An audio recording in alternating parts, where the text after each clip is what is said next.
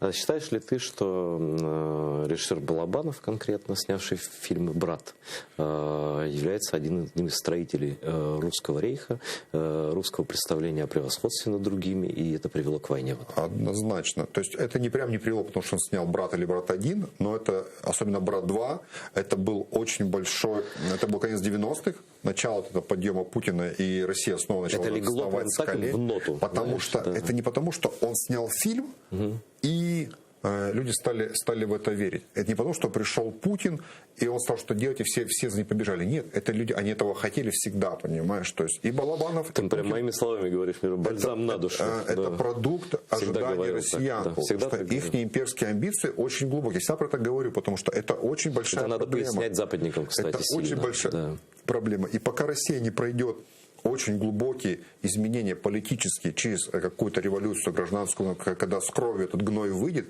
пока они не лишатся больше или хотя бы части весомой своих территорий, когда мы сможем вернуть Крым, Донбасс и Приднестровье, и грузинские территории, и те, которые были захвачены Россией, которые хотят свободы, и Россия будет жить там, где существует ареал жизни россиян, русских, этничных, и они наконец-то пройдут путь, который прошла Османская империя, которая прошла Австро-Венгрия, начинается Римская империя, да, и Великобритания и Швеция, которые были большие империи, влияли на всех, а потом стали маленькие, стали просто Австрия, простая страна, и уже нет никаких у них давно амбиций. Пока Россия не пройдет, это последняя империя у нас осталась сейчас.